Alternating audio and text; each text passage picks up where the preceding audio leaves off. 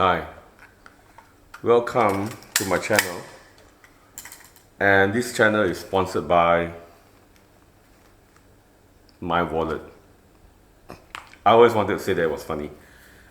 So I've spent 7,000 hours now. When I calculated the number of hours I spent per week for the last 12 years, it's around 7,000. So while it's not the 10,000 hours that qualify me to be an expert in this subject, but I guess I would share some of the things I learned lately, right? Some of the things I learned lately. And I do believe that if you are someone who is looking into portraiture, particularly in natural lighting, maybe some of the things that I share here might be useful. And in December, I took my favorite camera, which is a Sony A7SIII, with some vintage lenses, color scopa 35 f2.5. That is one amazing portrait lens. It's kind of a discontinued lens right now, but if you can find one, that's great. I know it doesn't make sense when you talk about using an f2.5 to do portrait for some of us here who are more used to the glorious standard of 1.4. But this is part of the learning that I had for all these years, and coming to the appreciation of shooting portrait in natural light with some of the background settings, and maybe not too much as to lose that focus on the model, but still good enough to create some story and to have the model in focus.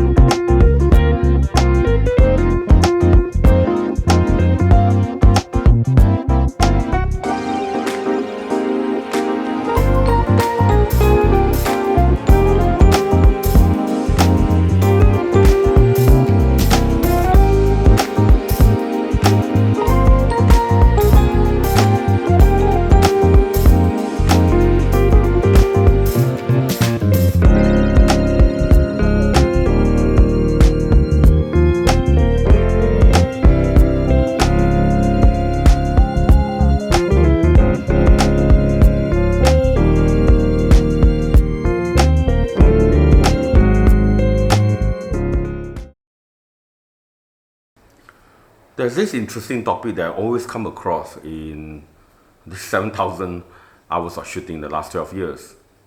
That is, should I shoot RAW or should I shoot JPEG? And there's a never-ending war about this topic in any forum that talks about it. So here's my take on it, right? My personal take on it. If you are shooting a model that requires a lot of movement and you want to nail that movement in terms of the feel, and it has the element of time and speed in it. I'll give you an example. If I were to flip a book like this, right, and it's actually more interesting for the picture if you actually caught the pages flipping in between while the model is looking at the book compared to just looking at the book. So for those situations, shooting in JPEG actually helps a lot because it's more important that you nail the shot than you end up with gazillions of gigabytes of files and losing the motivation to go through or edit any of them.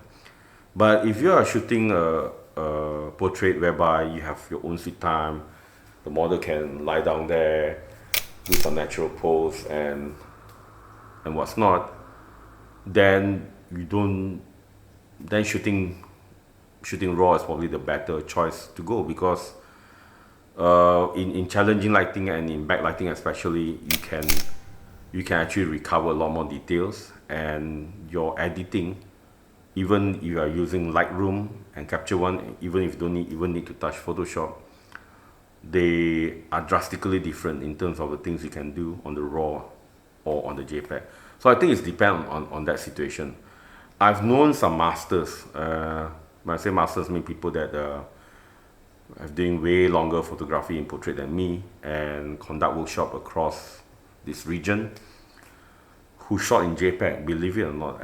And that brings me up to a very funny joke and a topic that also comes up along the way if you're doing portrait. That question is there really something in Canon's color science? My take is that there is. I mean, there are some advantages in Canon's color science when it comes to portrait. And I wouldn't say it's like superior to anything else, but it's just unique in its own way. So back to this story I want to share is that there was this master in Taiwan that's been shooting for many years. And some of me and my friends, we were looking at his work and say, oh, this is good, man. There's kind of a rusty feel and vibes to it. And we were always trying to, that time I was using a Nikon, and we were always trying to copy that preset. You know? In our minds, like, he must have some kind of preset, some kind of workflow and do it. But we could not get the color the same as what he did. And try as we may, none of us succeed. So we shoot raw, we tried to use all kind of methods to copy the tone over. But it's just missing that slight feel. Of course, to add to the style that he was shooting a lot about feel, a lot about emotion. And when it appears in what I call a red rust type of a color, that look and feel was very hard to be copied. And I've been using Nikon for a long time, then I switched to Canon and everything else, but I still couldn't get it. So we do silly things like we go and look for his Flickr account if he has any. We look at his Instagram, his Facebook posts to see any hint about what he's using. And sure enough, he's using a Canon. But he has never shared his workflow, at least not publicly, on this media that we look at. So it has always been puzzle to us. Until one day, he came over to Malaysia and we signed up for his course. And then in the workshop, he actually answered the participants, right? So we are sitting down there and he was saying that people keep asking how you get this feel, how you get this look, what kind of preset you're using, what's your workflow on it. And here's the joke. He shot in Canon JPEG. Right? So that was like the aha moment I had, but it's also demonstrate the difference between the priority and the things that people look at, right? So for him, it's more important to get that shot. A lot of his models are moving, playing with the light, right? Moving around with the light. You can find that the hair are moving or she's in some kind of motion. So he would just go JPEG. And there's so much hours and time and effort that Canon has built into its JPG engine that produce that color, and we ourselves trying to do ourselves on the raw editing. So I say this is the same for every other manufacturer out there, right? The JPEG of cameras, and right now they're even offering HEIF, okay, or HIF, and they have put so much science behind the colors that they want that occasionally, if you compare them with your raw and how you edit, it actually saves you a lot of time and hours.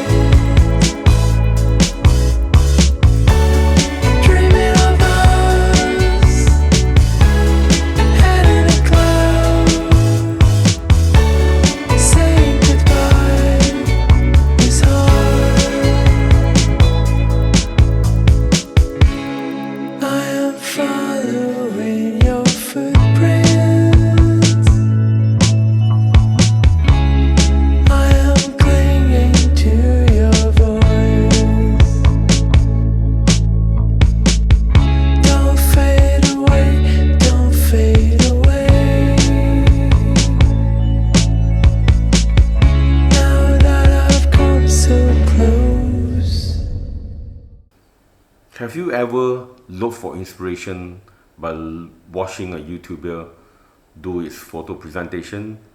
It has nice music, nice feel, but deep inside, you look at the image and you say, duh, it's basically a very ordinary photo. Nothing to shout about, not even interesting. It's just being sugar-coated with music. And are you supposed to feel cool about it? So those are the feelings I had a lot when I look at some of the YouTubers' video. And I find it that it's only a few that could give me the inspiration that I need, whereas a lot of the others are more like a lot of sound, a lot of noise, a lot of talk, but the results are pretty much boring. So having said that, as they say, if you judge others, you're prepared to judge yourself. And I do admit a lot of the images I took in the many years that I've done for the 7,000 hours, a big bulk of them are boring. It's like just going through the motion, getting the portrait done, and that's about it. But having said that, since I'm doing this channel, that's one of the objectives I have, is not to present all these boring images, right? Present images that are really good. At least in my opinion, this is good. And therefore, with or without a music on the video to support it, hopefully the viewers will be inspired and say, oh, this is something nice. I want to do something like this. Or I actually learned something today. And that is my motivation for doing this video. So until next time, I hope you guys can go out, shoot more. And as I say, try to share them on the blog, on YouTube. Maybe not so much on the social media. Thanks. I got up for the letdown, watching you just let my love go hit the ground. My heart was the only sound in my bedroom. In my head you weren't gone. I found pieces that you left, parts of you I didn't even know I had. So I put them on the shelf in my bedroom.